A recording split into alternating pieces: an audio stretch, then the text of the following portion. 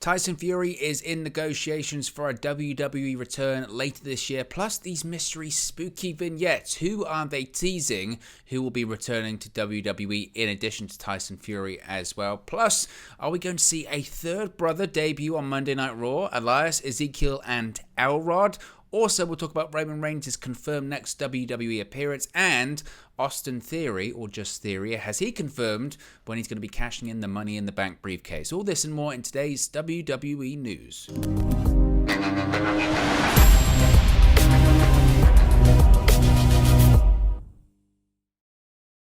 Hey guys, welcome back to Wrestling News 365. Hope everyone is doing very well. As always, there are plenty of news stories to get into in the world of WWE. So let's start off talking about the undefeated boxing heavyweight champion of the world, Tyson Fury, because he could indeed be about to return to WWE. Now, of course, Tyson Fury, he defeated Deontay Wilder back in March. He also had a recent fight at Wembley, and he mentioned after defeating Wilder that he would likely be working with the WWE again this summer, after the announcement that WWE would be running its first stadium show in nearly 2 decades, or over 2 decades rather, Clash at the Castle at the Principality Stadium in Cardiff. Many people assumed that the Gypsy King would indeed be either competing or have some kind of presence felt on the show.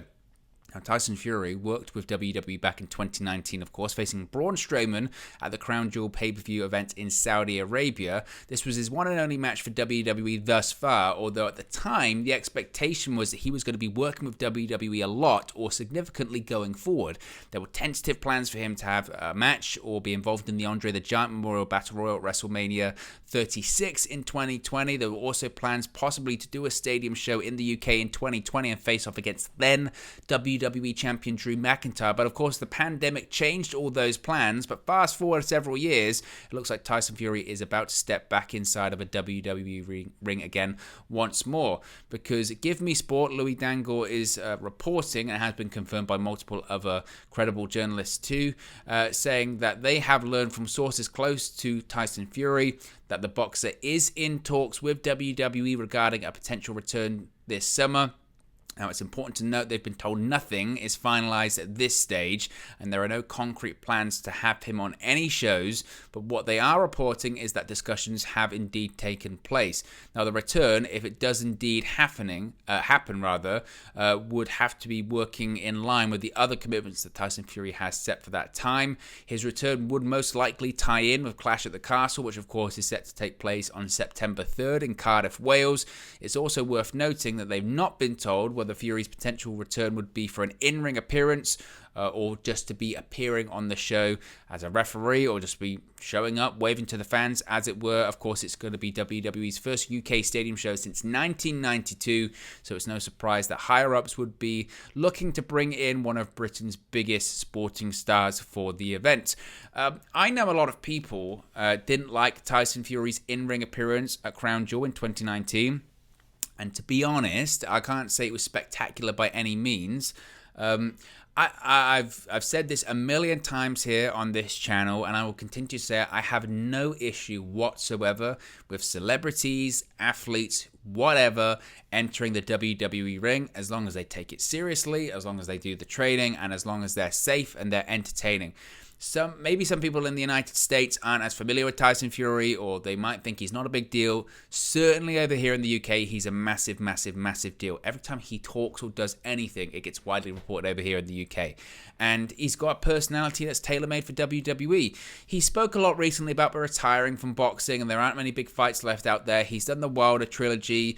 I think he will fight again. I think he'll probably fight the winner of AJ versus Usyk. I think he hopes it will be AJ, but I don't think it will. I think it will be Usyk. I think his desire is to hold all of the boxing bouts that he once did, because he's the guy that unified the division. He's the lineal heavyweight champion. I think he wants to do that again. But I do think he only has a very finite amount of fights left in him, 1 or 2 at push. And I'm not saying he's going to become a full-time WWE superstar, because I don't think he will. But in the same vein that we've seen Logan Paul this week sign a contract with WWE, or last week rather, sign a contract with WWE for a select amount of matches per year, I wouldn't be shocked if we see something similar when it comes to Tyson Fury going forward with WWE. Do I expect him to wrestle at Clash at the Castle? It depends on his boxing commitments, honestly. If he has another boxing fight lined up, which I'm not sure he will by that point. I can't think of what he would. I know that AJ and Usyk are fighting, I believe, in August. Clash at the Castle was in September. They wouldn't have anything lined up that quickly. Any potential fight would probably be in December, something like that. It would definitely be another stadium show.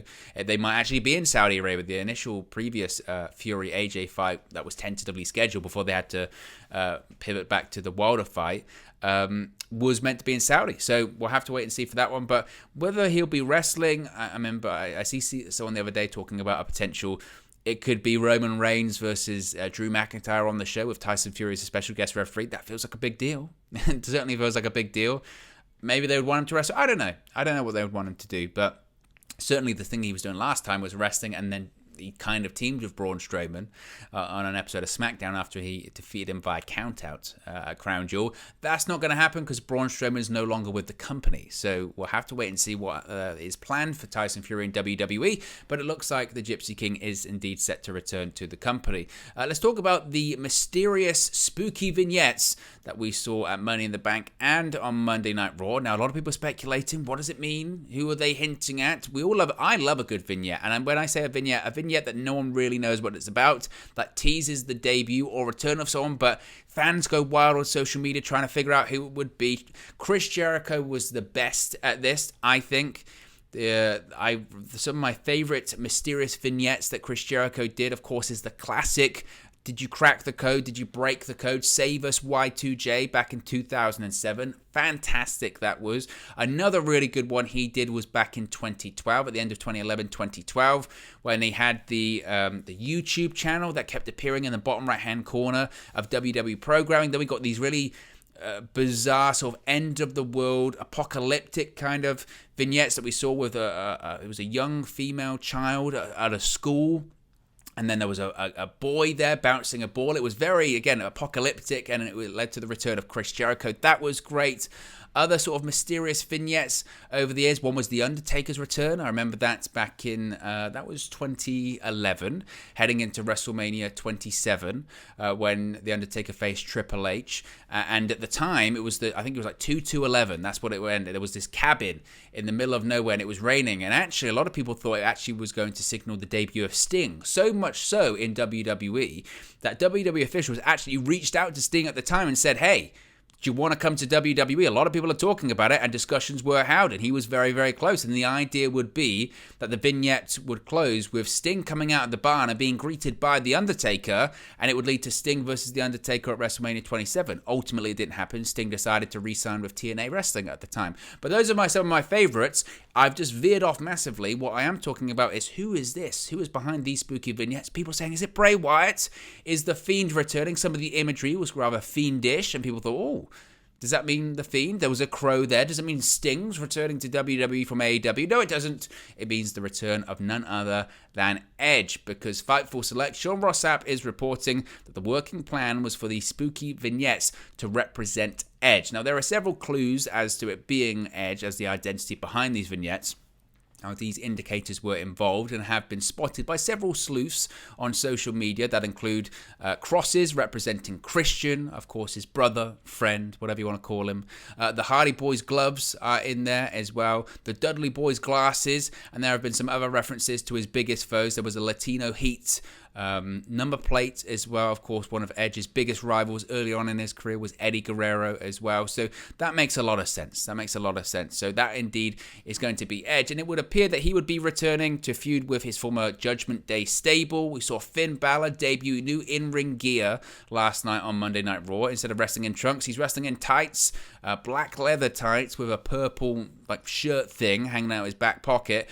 It must be said, Judgment Day, in my opinion, will be looked back on as one of the most bizarre and, I guess, unsuccessful factions ever that looked like it had so much potential. Edge mentoring this younger, developing talent, Damian Priest, Rhea Ripley, possibly Finn Balor, and then they pivoted. Why? Because maybe that was the original plan, or maybe because Cody Rhodes got injured. I don't know, and it went down the supernatural route.